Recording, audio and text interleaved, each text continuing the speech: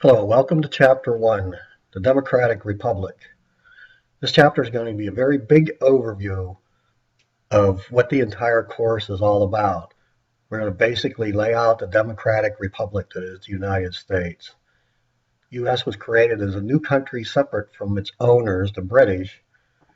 And when the United States became a new country, there was a series of values that put in place, including liberty, a sense of national identity, and the fact that incorporated in all of this whole idea was that the people, the citizens, ought to play a significant, maybe the dominant role in how government operates and how the society is run.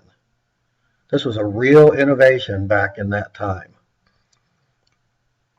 But as we talk about different forms of democracy, we're also going to be talking about the fact that the U.S. is a representative democracy where, while people technically run the government, there are powerful interests, elites, and others who play a very big role. We're going to spend some time talking about liberalism and conservatism and how there are different ways of getting to the ideal of this democratic society. Think for a moment about what comes to mind when you hear the terms politics and government. If you're like a majority of Americans, you generally have a negative view of those terms. And with the government now divided between two parties, people are increasingly turned off by the sharp partisan battles on a wide variety of issues. However, government plays a role in almost everything you do during the day. The water you drink, the cars you drive, the roads you drive on, cost of going to college, the food you eat, health care you receive, all are products of government in action. So it's really important to have a basic understanding of government and politics. First, politics. You can see politics is the struggle over power and influence within organizations or informal groups that can grant benefits and privileges. That's something you should keep in mind when you take the quiz. That's an important term to remember. And politics is everywhere, not just in government, but in many areas of life. Church, school, social groups, even your family. Politics are involved. But government is really the preeminent institution, and it's an institution that performs certain functions for society. Why is government necessary? Well, first, there's a need for security. Our society needs order. And maintaining order to protect members of the society is really one of the older purposes of government. You can see in places like Afghanistan, where government does not maintain order, where there are multiple groups competing with each other for power within a society. So you see the United States maintaining order. In Afghanistan, it's very difficult to maintain that order. Government is also necessary for liberty. It's really the greatest freedom of individuals that is consistent with the freedom of other individuals. It's necessary for government to protect or to limit the powers of the government to protect those liberties. And first, societies need authority and legitimacy. Authority is the right and power of a government to enforce its decisions and compel obedience. And under normal circumstances, the government's authority has broad popular support. People accept the government's right to establish rules and laws. And when the authority is broadly accepted, that means it has legitimacy. Let's take a quick look at democracy and the other forms of government. Totalitarian regime, that's ruled by one small group or one dictator who controls all aspects of the society's political, social, and economic life. And while the totalitarian ideology is not politically important in the U.S., it is important to note that totalitarianism is held by various forces we have come into conflict with over the past several years. Authoritarian type of government. That differs from the totalitarian form in that only government itself is fully controlled by the ruler. Social and economic institutions such as churches and businesses, they exist and they're not under government's control. But aristocracy, which is ruled by the best, which in reality means the upper class. Theocracy is the rule of God or the gods, which in practice means self-appointed religious leaders. Iran's a rare example of a country in which supreme power is in the hands of a religious leader. Oligarchy is ruled by a few, And finally, democracy is ruled by the people. Let's now take a closer look at democracy and start by saying the ancient Greeks believed that direct democracy, that's when all decisions are made by people rather than elected representatives, is the purest form of government. But the reality is, it's not very practical. It's not really practical to have the people decide on everything that comes into law. But what we'll see in the U.S.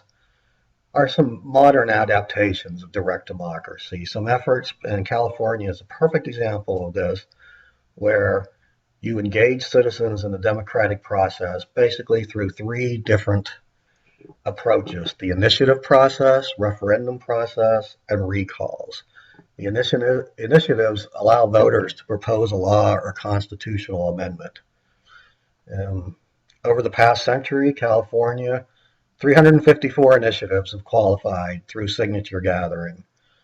Only 120 of those have been passed by voters. That's a success rate of only 34%. So voters tend to be, they need to be convinced with an initiative.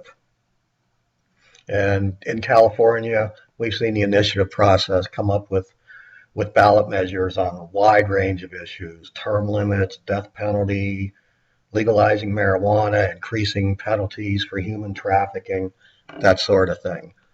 One thing to keep in mind about the initiative process in California is it's becoming very expensive. That $372 million was spent to promote or attack 11 measures on last year's state ballot. So there's really a question of how much money is in the process and how much is really the people being involved in this. Referendums or referenda, they allow voters to approve or disapprove of legislative or constitutional measures. And a recall measure is really a ballot that has two components. You vote yes or no to recall an elected official, and there's also a list of replacement candidates where you need to select a replacement in case you vote to recall the official.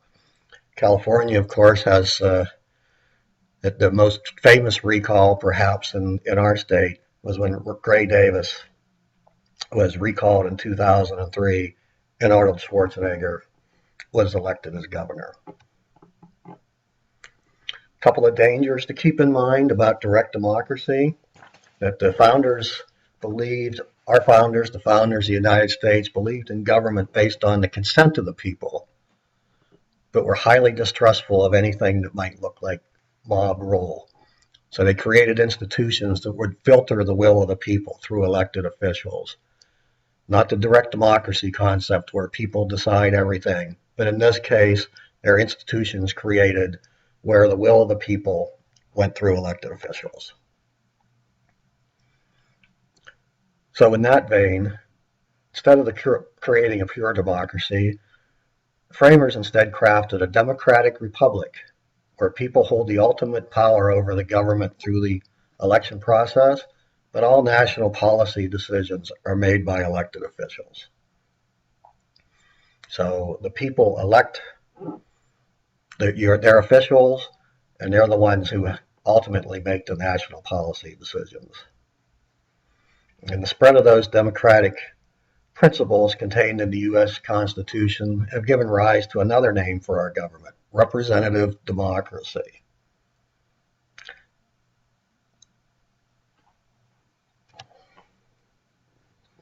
The democratic republic, the rule of the people, found the foundation of all representative democracies.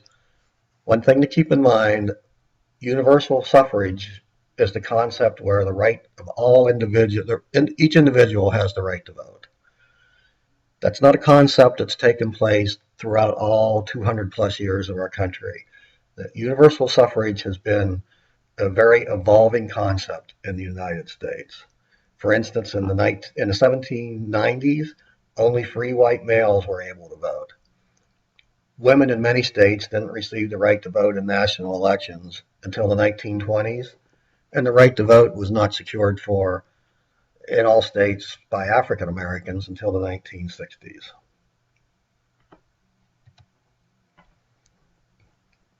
You would ask yourself, what kind of democracy do we have here? Here are a few theories of American government. One is majoritarianism, also known as democracy for everyone, which holds that a government does what the majority of people want. It's popular as a principle, but many believe it's a surprisingly poor description of how U.S. democracy actually works, considering the citizen apathy about government and low voter turnout in our elections.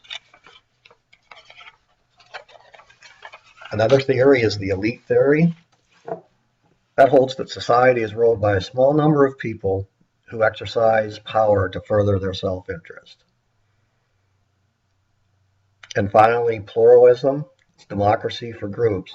That holds that politics is conflict among interest groups and political decisions are made through bargaining and compromise, and that no one group dominates.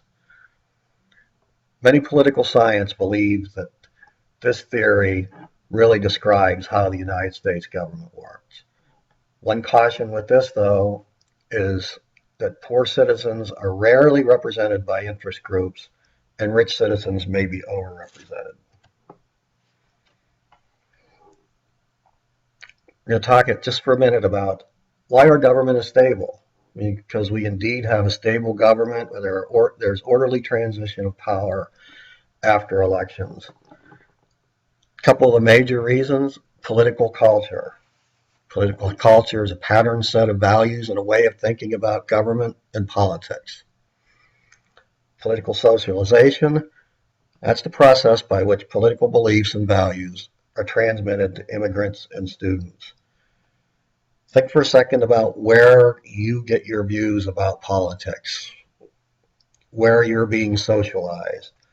And most of you will find that the two most important forms of political socialization are the family and the educational system. That's a concept we'll talk more about in Chapter 6.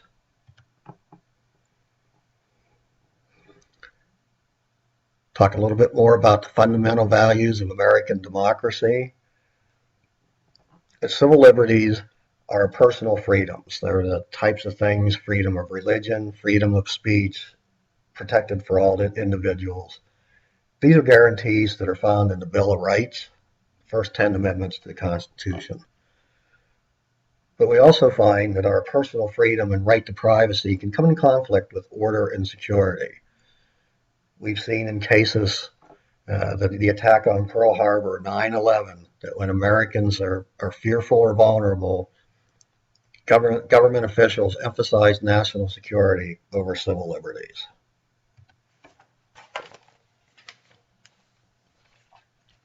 Some of our other fundamental values: equality versus liberty.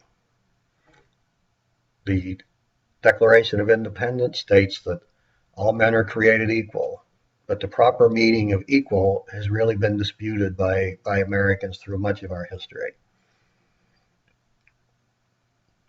Equality, economic equality,